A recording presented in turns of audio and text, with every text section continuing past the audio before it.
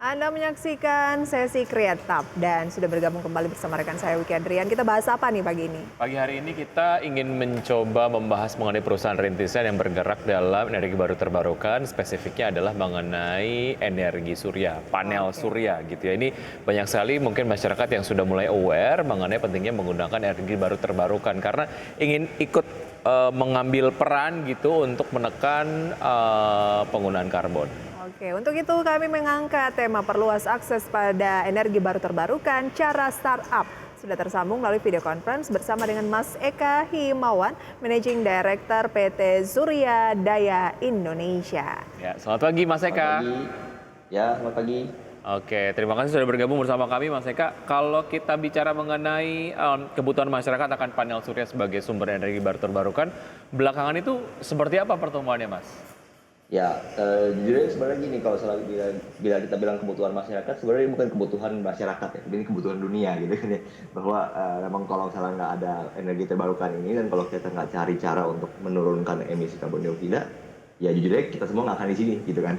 Nah, kayaknya kalau menurut kita sekarang ini kebutuhan masyarakat itu memang udah makin meningkat jauh. Cuman memang kayaknya kemauan mereka untuk pasang itu sekarang ini masih bertumpu kepada saving yang mereka bisa dapat, dan of course mereka udah mulai mawas diri tentang ini. Cuman kayaknya faktor lingkungannya itu kayaknya masih agak kurang aja sih, mungkin yang itu yang mungkin moga-moga bisa lebih banyak lah yang peduli ya. Artinya walaupun memang masih kurang tapi sudah mulai ada awareness di masyarakat sendiri untuk bisa melestarikan lingkungan melalui penggunaan sumber energi baru terbarukan, salah satunya adalah energi surya menggunakan panel surya begitu ya.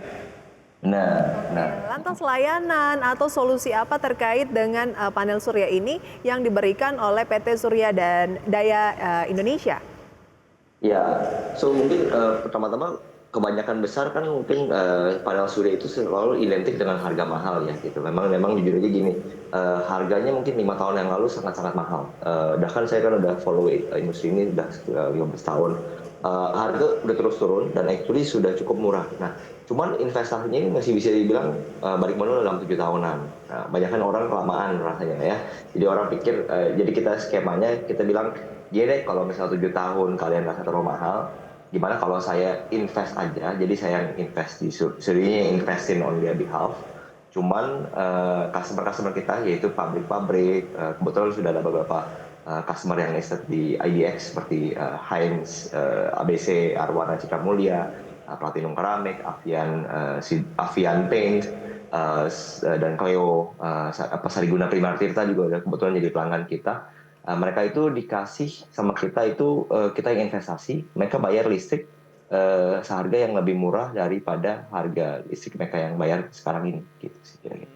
Oke, jadi sistemnya malah suryanya sendiri yang berinvestasi, tapi kemudian usernya sendiri hanya membayar listriknya saja begitu ya? Ya, bisa dibilang seperti itu. Oke. Intinya kita atur biar pembayaran kita lebih murah daripada pembayaran mereka sebelumnya. Jadi istilahnya win-win situation lah ya. Customer tidak usah keluar biaya, tapi mereka dapat saving gitu. Jadi tidak ada instalasi yang ada di lokasi klien dong? Atau ada? Ada, justru kita akan titipkan dalam tanda kutip kita sebenarnya. Jadi skema bisnisnya itu adalah kita menyewakan solar panel kita. Kita akan instalasikan solar panel itu di pabriknya klien, dan mereka akan dapat listriknya itu. Nah, dari listrik itu mereka akan dapat saving. Nah, kita atur biar saving yang mereka terima, ibaratnya misalnya mereka savingnya 1 miliar, saya mungkin kasih mereka biaya mungkin 800 juta, kira-kira seperti itu. Jadi sehingga mereka tetap net masih ada saving misalnya 200 juta. Jadi mereka nggak usah keluar biaya, dapat 200 juta gratis gitu istilahnya. Kebanyakan dari penggunanya ini apakah lebih ke perusahaan atau seperti apa? Ya, jadi jujur aja ini sebenarnya yang kendala paling utama yang kita lihat ya. Kalau kebetulan PLN ini kan bisa dibilang tergolong sangat-sangat sukses dalam menggalang proyek pembangkit tenaga listriknya mereka itu. Cuma mereka lakukan itu kan di tahap waktu batu bara itu masih murah banget gitu ya. Nah, sekarang mereka jadi kelebihan listrik sehingga mereka PLN itu tidak mau terima eksportan. Jadi kalau kita PLTS itu kan naturally akan ada ekspor listrik karena ada produksi listrik yang mungkin kelebihan gitu, for example kan. Nah, PLN itu tidak mau terima ini Sehingga kita punya customer itu harus customer-customer yang memakai listrik banyak di siang hari sehingga kita tidak ada kelebihannya ini.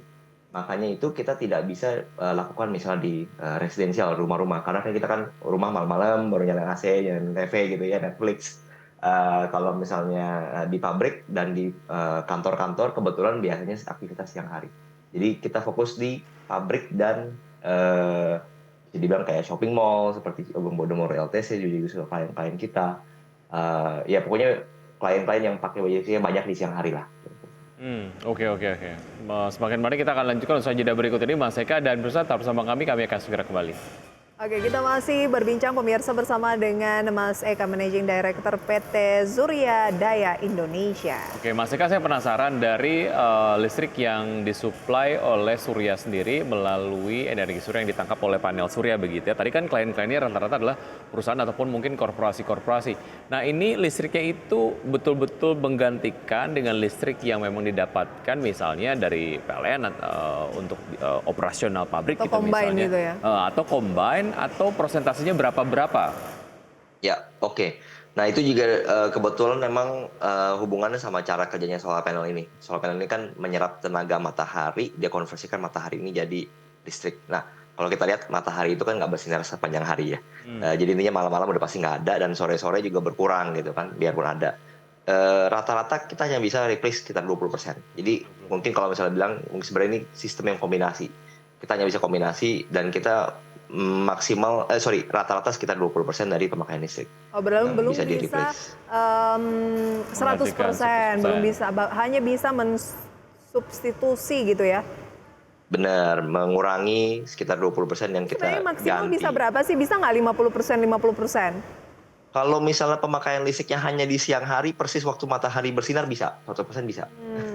Oke. Cuma masalah kan berarti tiap kali awan lewat kita harus matiin lampu nih. Oke. Betul. Bisnis itu kan tetap memperhitungkan adalah profit. Nah, sejauh ini skema yang ditempuh apakah juga cukup profit? Karena beberapa waktu yang lalu saya sempat mendengar bahwa alat-alat dari membangun panel ini memang masih kebanyakan adalah impor dan itu harganya mahal. Oke, jadi itu justru mungkin mitos yang saya pengen coba break gitu ya. Kebetulan actually barang-barang yang dari luar negeri itu justru malah condong lebih murah jauh gitu kan. Oh gitu. Kebetulan di sini kan ada regulasi tentang TKDN dan kawan-kawan ya. Jadi itu actually malah bikin harga lokal itu lebih mahal gitu. Lokal lebih mahal. Lokal itu lebih mahal bisa sekitar 2 kali lipat. Jadi pilihnya dari impor. Kalau impor itu bisa harganya setengah harganya. Oke. Oke, tapi ya nggak bisa terlalu banyak juga untuk impor karena ada persyaratan TKDN tadi begitu ya? Ya, iya. Oke, baik. Sejauh ini untuk layanannya ada di mana saja dan growth dari kliennya sendiri dari tahun ke tahun seperti apa, Mas Eka? Ya, jadi alhamdulillah kita udah berdiri sekitar 2018 dan jujur aja awal-awal tuh setengah mati sih untuk convince customer-customer ini.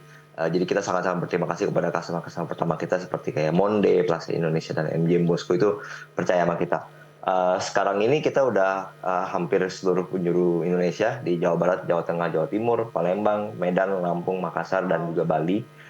Dan juga klien-klien kita selain yang nama yang 3 tadi kita sebut itu sekarang sudah ada Softex juga, air minum mineral Cleo yang listed juga, Heinz ABC, Unicam, Hotel Santika, Agung Podomoro LTC, Avian Paint, dan juga lain-lainnya lah. Harapannya untuk pemerintah mungkin terkait dengan pengembangan energi baru terbarukan, khususnya panel surya di tanah air, agar lebih masif lagi itu apa? Singkat saja. Singkat saja, jangan ngapa-ngapain deh. Habis mereka sekarang ini regulasinya, ikutin regulasinya aja jadi setengah mati gitu kan. Kalau misalnya mereka bisa ikutin regulasi yang udah ada aja ya, itu sangat-sangat membantu.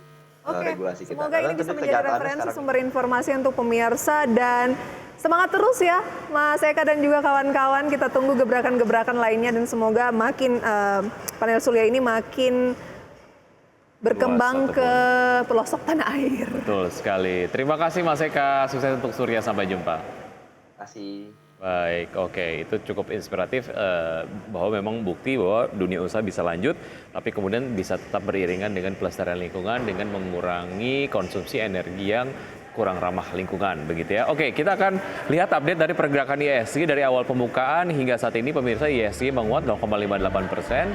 Kondisi yang sama juga terjadi di Jakarta Islamic Index dan juga LQ45 yang menguat masing-masing 0,34% dan 0,8%. Ya, luar biasa, IHSG berhasil break ke 6.900, semoga bertahan sampai akhir. Dan dari gainers ada emiten banking, BBCA pemirsa masih bertahan dengan kenaikan, BBRI, kemudian NATO dan juga Bank Mandiri dengan level kenaikan masing-masing sekitar 1 hingga hampir 2%.